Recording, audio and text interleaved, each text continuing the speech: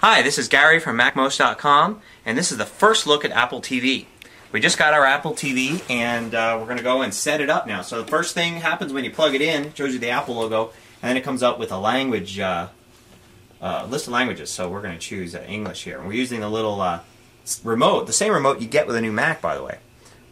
Exactly the same. Matter of fact, we even tried it with one of the remotes from our Macs, and it worked. So we've got choices now of TV types. This happens to be, 720p. So we'll go with that. And let's see what's going to happen now. Looks like it's resetting the video connection. And yeah, that's good. So we'll go and say, OK. 720p worked. Great. So now, okay, we want to select a connection. So here we want to select our wireless connection. And looks like I'm going to have to, it's going to try to connect. And looks like we're good. All right, so we're into the beginning of Apple TV. So hopefully I've got my Mac here, my PowerBook, ready to sync up with iTunes. I assume there's something I need to do on this side as well. Okay, here's some intro stuff.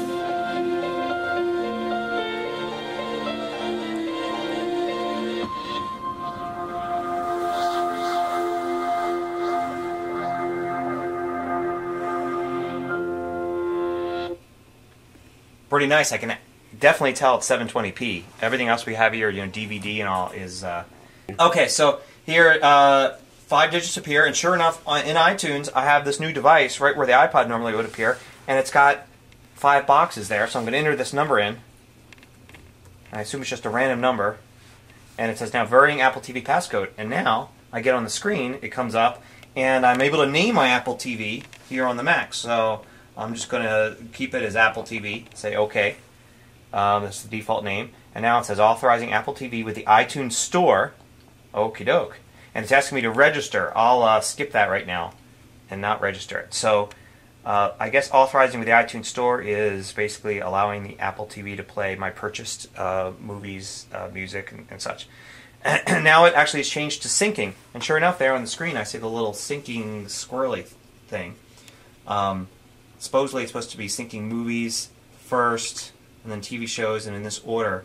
Of course, the thing I'm mostly interested in is podcasts, and that's what I have the most of. I really don't have much other stuff, so let me go over to podcasts and see. And sure enough, there's my complete list of podcasts. Now, I assume it hasn't done any syncing, but if I scroll down, I can see everything's at least listed.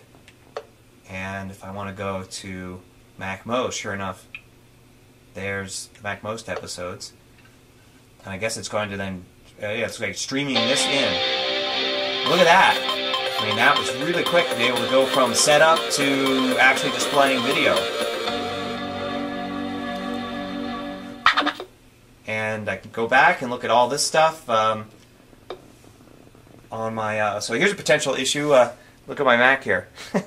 It picked up from the remote and basically went into front. Yeah, you just pair it. Yeah, so you just have to pair it. Anyway, so I now can go ahead and view other things. There's various settings, and there's change resolution, change my network. Looks like basically the Apple, the iPod, right here in the settings, and then just the way it works with the remote is very much like the iPod. So I guess that's your first look at Apple TV. And we'll probably have a complete review after we play with it for a while. This is Gary with MacMost.com.